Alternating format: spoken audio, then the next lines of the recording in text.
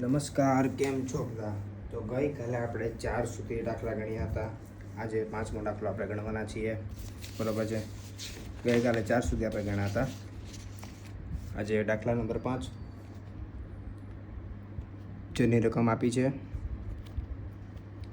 t² -15. હવે તમને હે ને ખબર પડી જ ગઈ છે ને. તમે એકવાર તમારી જાતે કરો અને તમે મને કોમેન્ટમાં જણાવો કે તમારાથી જો કે નથી જો. પછી વિડીયો ચાલુ કરો, બરાબર? તો p(t) બરાબર t² -15.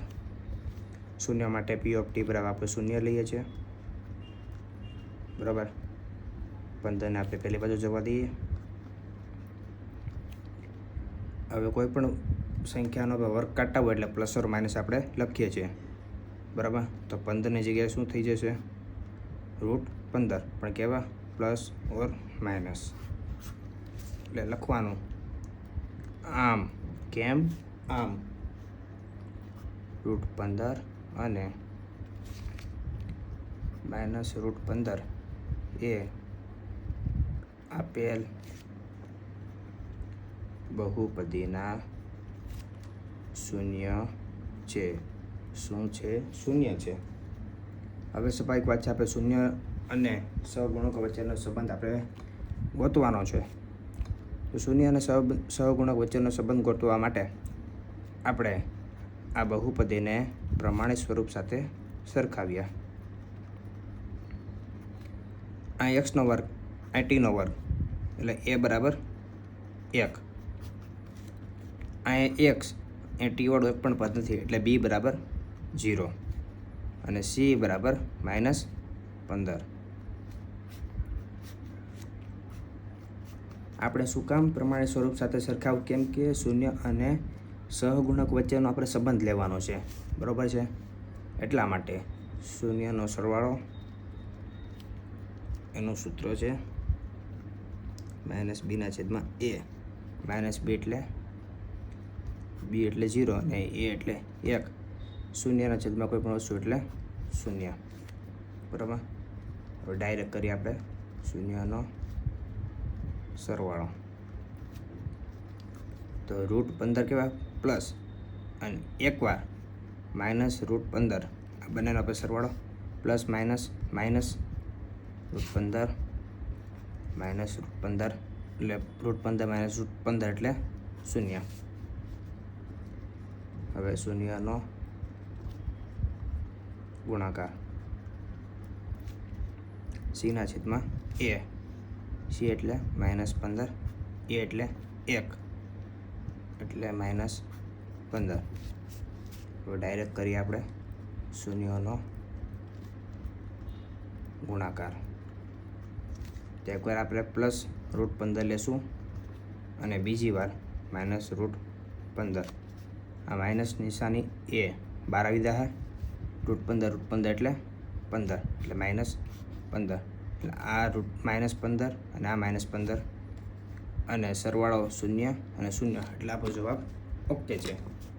હવે સ્વાધ્યાય 2.2નો એક છેલ્લો દાખલો, બરાબર. 3x² - x -4. સૌપ્રથમ p(x) સાથે આ બહુપદી સરખાવશું. 3x² - x -4. શૂન્ય શોધવા માટે p(x) બરાબર આપણે 0 લેવું.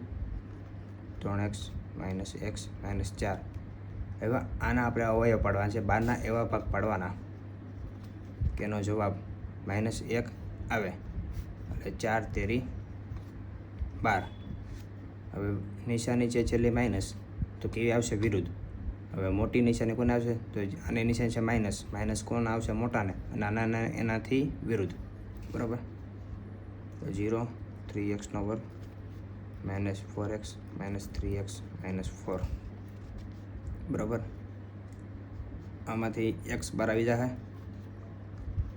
અહીંયા બાકી રહે 3x -4 અને આમાંથી બહાર આવી જશે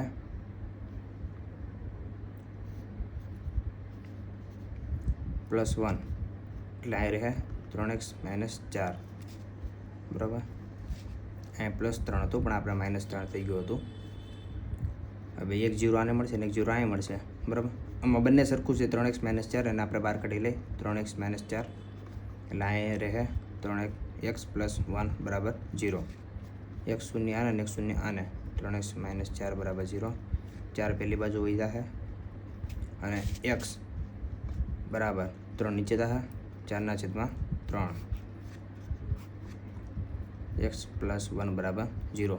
1 પહેલી બાજુ વહી જશે, x બરાબર -1. હવે આપણે શૂન્યનો સરવાળો અને શૂન્યનો ગુણાકાર ગોતવાનો છે. એની માટે આપણે a, b અને c ની કિંમત જોશે, અને a, b અને c ની કિંમત આપણે પ્રમાણિત સ્વરૂપ સાથે સરખાવશું તો આપને a, b અને c ની કિંમત મળશે. તો આપણી બહુપદી છે 3x² - x - 4, જેને પ્રમાણિત સ્વરૂપ સાથે સરખાવીએ ax² + bx + c, એટલે a બરાબર 3, b બરાબર -1 અને c બરાબર -4. હવે આપણે શૂન્યનો સરવાળાનું સૂત્ર લખીએ. શૂન્યનો સરવાળો -b/a -m, bની કિંમત -1, a બરાબર 3, પ્લસ એટલે 1/3. હવે આપણે ડાયરેક્ટ કરીએ. શૂન્યનો સરવાળો પહેલી વાર આવ્યું 4/3 પ્લસ -1 પ્લસ માઇનસ 4/3 -1, 3 અહીંયા, બરાબર. 4 - 3/3, જવાબ આવે 1/3, બરાબર.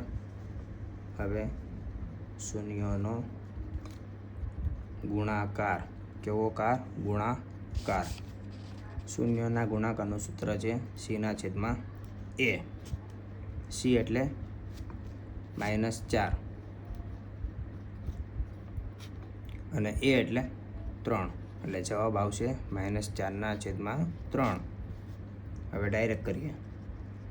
શૂન્યનો ગુણાકાર, પહેલી કિંમત છે 4/3 અને બીજી કિંમત છે -1,